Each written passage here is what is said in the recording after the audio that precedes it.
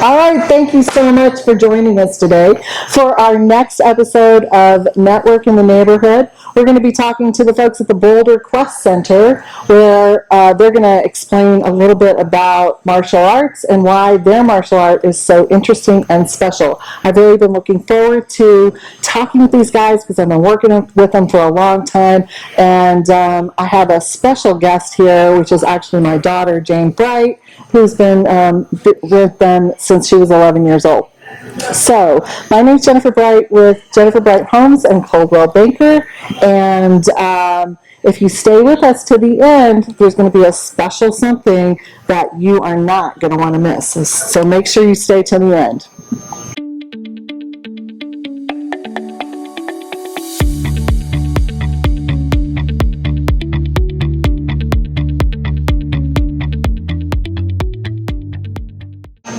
All right, let's meet the team at the Boulder Quest Center. Hi, I'm Scott Bragg, co-owner of the Boulder Quest Center. Hello everyone, I'm Ian Sanderson, also co-owner of the Boulder Quest Center. I'm Keegan Smith, I'm the head instructor here at the Boulder Quest Center. So Scott, tell me a little bit about the tradition, the history, and what type of martial art is this? Sure. So the modernized version of historical ninjutsu, and when we say ninjutsu, we're talking about the Japanese ninja. Toshindo is the modernized version of historical ninjutsu. So there was a way that these ninja would go about protecting themselves, and this is derived from 9 different families.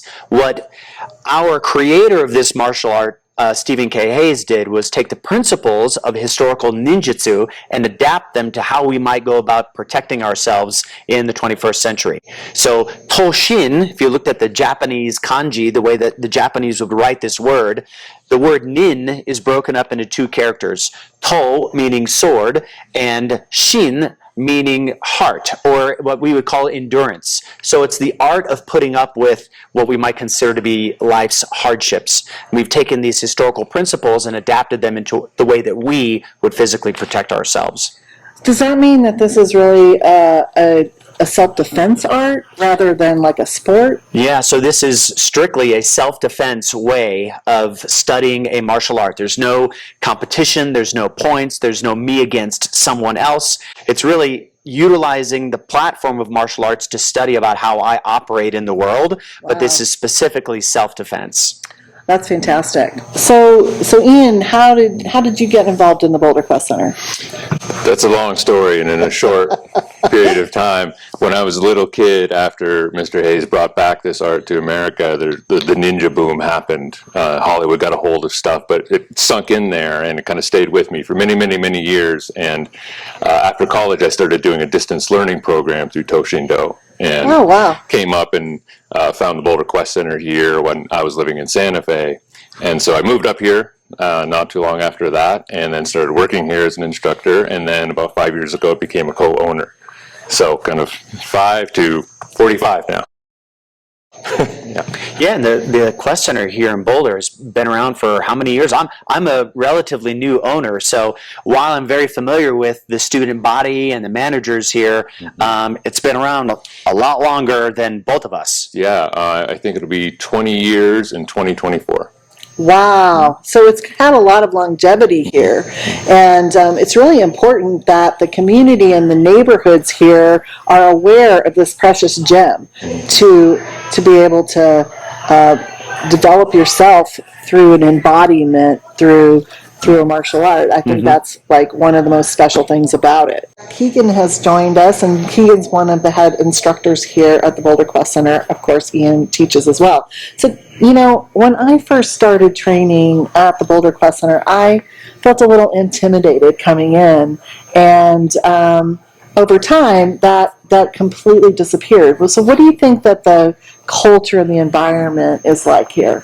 Yeah, you know, it's very common to feel intimidated when you start a martial art, especially, you know, myself. I started in a much more competitive martial arts scene and there was a lot of anxiety or pressure to perform there.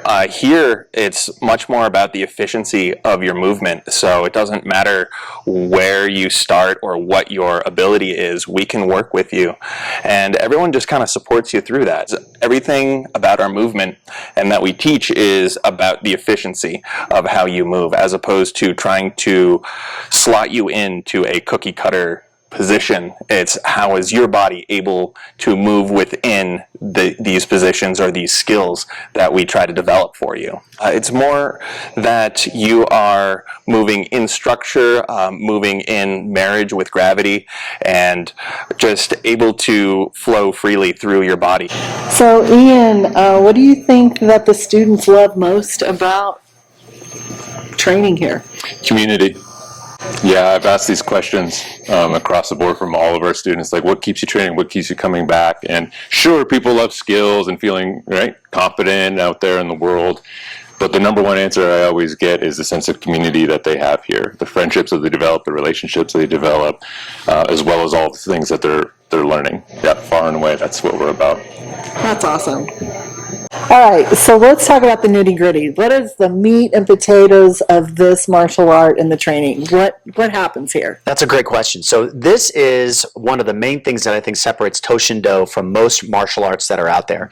Rather than relying upon strength and speed and an innate amount of flexibility, our entire platform of movement relies on timing, distancing, and angling. So no matter what size of a person you are or how young or young at heart you are, it all relies on your individual way that you move. We're just going to teach you strategically on where to place your body, how to place your body there, and to maximize your full potential of your ability to move. That is kind of, in a nutshell, that's it. Now, in the beginning stages, we take a look at 4 different aspects on how we might view conflict.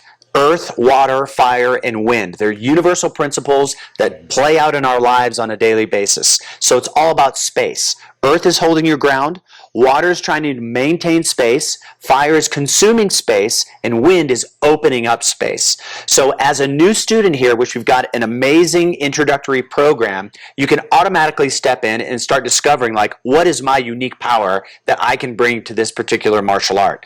And our special, I don't even want to call it a special because it's all the time, is for a full month, 8 classes, you can start for $39, and that also includes a training uniform. So a full month's worth of training and a training uniform as a way for us to say, you know what, you try this out and see if it's something that you resonate with. A full month of training and the gi uniform is, like, by far the best deal you're going to get in town. This is you don't want to miss out on this. That is fantastic, Scott. Mm-hmm. So let's get people in here. Absolutely. So how do they get in touch with us? BoulderQuest.com. Fill out the Talk to Instructor. It'll pull up a schedule of available classes for you to try out. So they can sign up right there on BoulderQuest.com? Mm-hmm. Yeah, it'll send us a little email and text, and we'll reach out, call you, see if there's any questions that you have. And we love questions. Sometimes people can be hesitant trying something new and maybe feel intimidated. We love questions, so we're more than happy to answer anything that is in anyone's minds. All right, that sounds great.